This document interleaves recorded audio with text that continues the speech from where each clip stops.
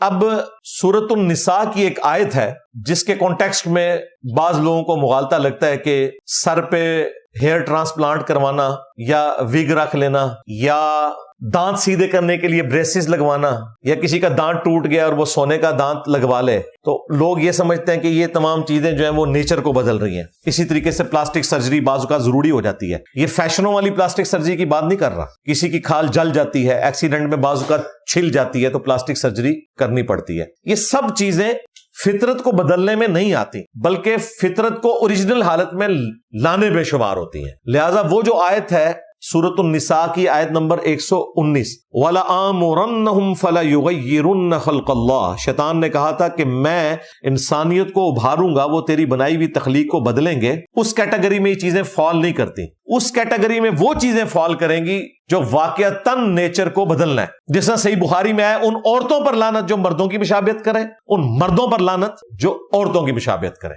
یہ ہے نیچر کو بدلنا۔ صحیح مسلم میں آتا ہے کہ امہات المومنین نے حضور کی وفات کے بعد اپنے بال کٹوا دیے تھے اور کندھوں تک کر لیے تھے، کیونکہ عورت نے زینت کس کے لیے کرنی؟ خامند کے لیے۔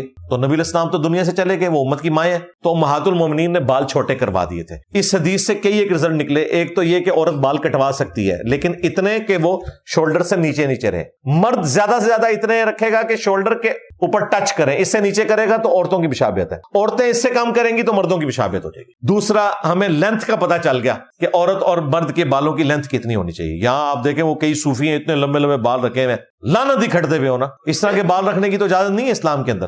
باقی جہاں پہ جینون ضرورت پڑے وہاں پہ آپ یہ ساری ایکٹیویٹیز پرفارم کر سکتے ہیں۔ جامع ترمذی اور ابو داؤد میں حدیث ہے، ایک صحابی کی ناک کٹ گئی کسی جنگ کے اندر نا، تو نبی علیہ السلام نے انہیں حکم دیا کہ وہ چاندی کی ناک بنوا کے لگا لیں۔ ظاہر اب ناک کٹی ہو تو انسان بدصورت نظر آتا ہے۔ اچھا، چاندی کی جو ناک انہوں نے لگوائی، کچھ عرصے بعد اس میں بدبو پڑ گئی، ظاہر ہے وہ اتنی اچھی دھات نہیں ہے، تو پھر نبی صلی اللہ علیہ وآلہ وسلم نے اس صحابی کو حکم دیا کہ سونے کی ناک لگواؤ۔ پھر اس نے سونے کی ناک، حالانکہ مرد کے لیے سونا حرام ہے، سونے کی ناک انہوں نے لگوائی۔ اس سے یہ بھی ثابت ہوا کہ اگر کوئی شخص سونے کا دانت لگوانا چاہتا ہے تو وہ درست ہے۔ اسی طریقے سے دانت سیدھے کروانے کے لیے بریسز لگواتا ہے تو فطرت کو بدلنا نہیں ہے، اس کی فطرت پہلے ہی خراب ہوئی ہے، اس کو سیدھا کرنا ہے۔ یہ وہ ساری ایکٹیویٹیز ہیں جس کو کرنے کی آپ کو اجازت ہے۔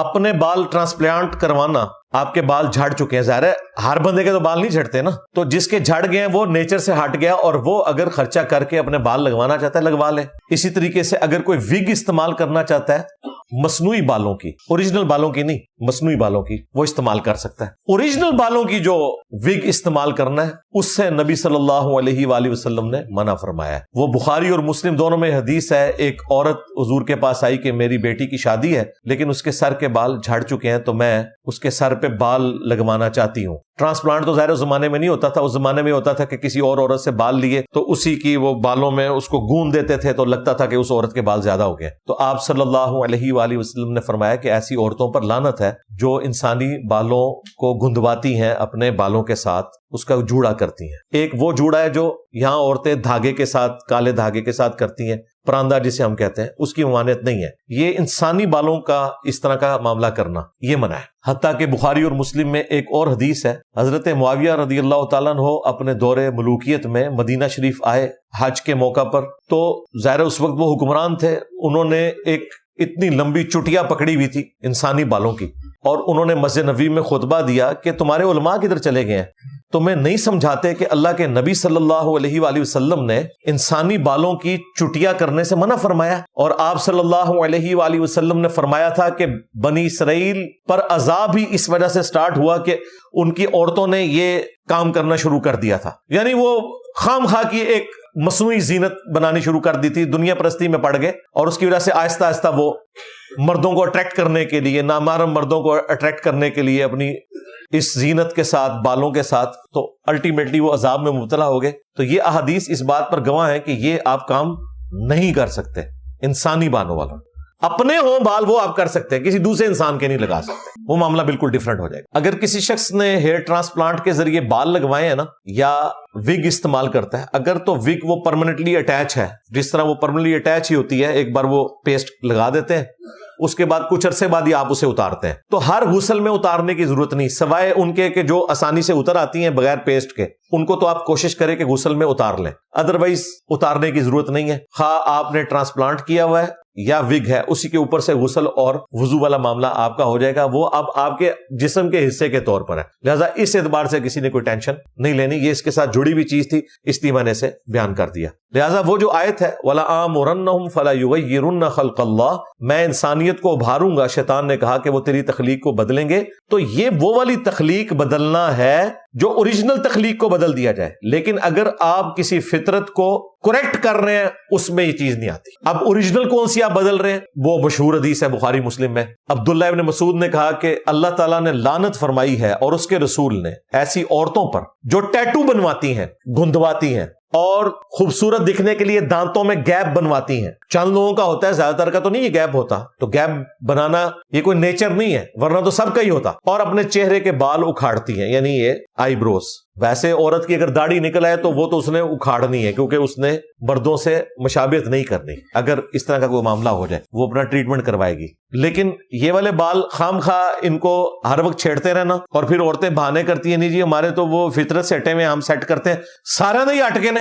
نہیں، یہ ایک صرف فیشن بنایا ہوا ہے انہوں نے. کوئی لاکھوں میں ایک کیس ہو سکتا ہے، لیکن اس کے لیے پہلے ڈیٹا اکٹھا کر کے آپ کو وہ پورے سائزز سائنٹیفکلی بتانے ہوں گے کہ اس سائز کا ہو تو اس کے بعد وہ کر سکتا ہے. اس طرح کی ایکٹیویٹی تب پرفارم کی جائے اگر کسی نے کرنی ہے. ابن مسعود کی یہ حدیث ایک عورت نے اس زمانے میں سنی اور وہ آ گئی حضرت ابن مسعود کے پاس اور اس نے کہا کہ حضرت آپ یہ کہتے ہیں کہ اللہ تعالیٰ نے قرآن میں لعنت فرمائی ہے ایسی عورتوں پر جو ٹیٹو بنوائیں اور دانتوں میں گیپ بنوائیں. ٹیٹو اگر کسی نے زمانے جاہلیت میں بنوا لیے تھے تو اب اس پہ تیزاب ڈال کے اسے صاف کرنے کی ضرورت نہیں ہے، بس توبہ کر لی کافی ہے. اس کے اوپر کوئی گرپ اللہ تعالیٰ کی طرف سے نہیں ہوگی. اور یہ چہرے کے بال اکھیڑیں، تو میں نے تو پورا قرآن پڑھا ہے، مجھے تو قرآن میں کوئی ایسی آیت نظر نہیں آئی.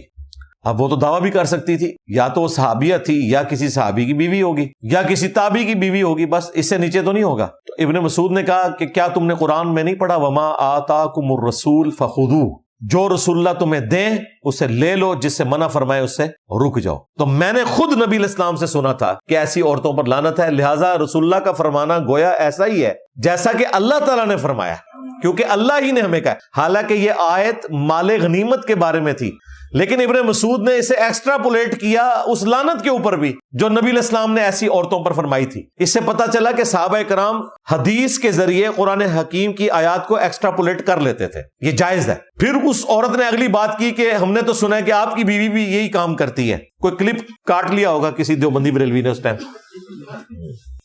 اب یہ بات کریں کہ دیکھیں جی نے سامنے ہمارا مذاق اڑایا، ہم تو اس وقت آئے نہیں تھے. اگر اس وقت نہیں تھے ہوں کتوں آ گئے ہو، پھکی ہے نا. یا پھر کہو کہ انجینئر صاحب کو تواڈے نال دا اسی جنہیں کو کلپ کٹیا سی، چلو کم از کم اس زمانے تے میں ثابت ہو جاواں گا نا. تو وہ مشہور ہو جاتی ہے نا باتیں، افواہیں پھیل جاتی ہیں. تو ابن مسعود نے کہا کہ اندر جاؤ میری بیوی کو دیکھ لو. وہ اندر گئی تو شرمندہ ہو کے باہر آئی عورت، اس نے کہا کہ آپ کی بیوی میں تو ایسی کوئی بات نہیں ہے، یہ تو کلپ ہی آپ کا کاٹا ہوا تھا.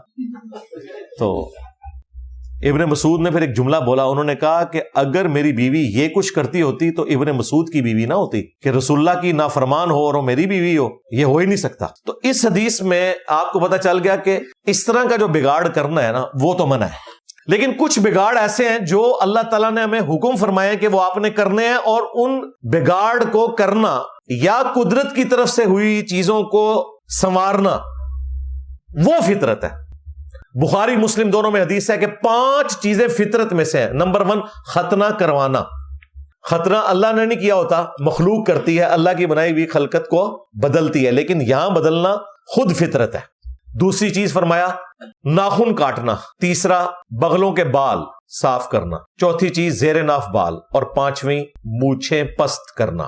صحیح مسلم میں یہی حدیث ہے، اس میں آیا 10 چیزیں فطرت سے. ان میں داڑھی بڑھانا بھی ہے، مسواک کرنا یعنی دانتوں کو صاف کرنا، ناک صاف کرنا. 5 چیزیں تو یہی ہیں، اس کے علاوہ بھی ہیں. پانی کے ساتھ استنجا کرنا. اس زمانے میں یہ بھی بڑی بات تھی، کیونکہ عموماً استنجا مٹی سے ہوتا تھا، پانی تو بھر کے لانا پڑتا تھا. ہم تو بڑے خوش نصیب ہیں، ہمارے پاس پانی اویلیبل ہے. اور مسلم شریف میں ہی ایک اور حدیث ہے کہ نبی علیہ السلام نے غیر ضروری بالوں کے لیے، ناخن کاٹنے کے لیے 40 دن کی مدت مقرر فرمائی ہے کہ 40 دن کے اندر آپ نے ایک دفعہ یہ کام ضرور کرنا ہے. ویسے تو ہر ویک کر لیں ٹھیک ہے، لیکن لیٹ سے لیٹ بھی 40 دن. اس میں کوئی سائز کا نہیں ہے کہ اتنے بال ہو جائیں یا اتنے ناخن. 40 دن کی مدت مقرر فرمائی ہے. 40 دن کے اندر آپ نے ایک دفعہ اپنے ناخن کاٹنے ہیں، مونچھیں پس کر لینی ہے، بال غیر ضروری جو ہے یہ صاف کرنے ہیں. اس کو نبی صلی اللہ علیہ وآلہ وسلم نے مشروع فرمایا. بہرحال ان شارٹ یہ ہے کہ مولانا کا مزہ کرکرا نہ کریں. اگر انہیں بال لگوا لیے ہیں تو آپ ان کو مبارکباد پیش کریں. ہم بھی انہیں مبارکباد ہی پیش کرتے ہیں،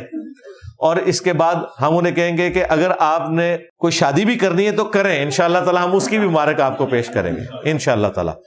کوئی اس کا مذاق نہیں اڑایا جائے گا. جو چیز اسلام میں حرام نہیں ہے، جواز کی حد تک موجود ہے، اس کے حوالے سے آپ کسی مسلمان کے اوپر کوئی تان نہیں کر سکتے. لہٰذا میں ان تمام لوگوں کو جنہوں نے نیگیٹو کامنٹس کیے، یا ان صحافیوں کو جنہوں نے اس چیز کو بنیاد بنا کے ان کے اوپر پھپتیاں کسی، انہیں سمجھاؤں گا کہ آپ یہ والی حرکت نہ کریں کہ آپ ایک وہ چیز جو اسلام میں حرام نہیں ہے اس اعتبار سے کسی کا مذاق اڑانا شروع کر دیں.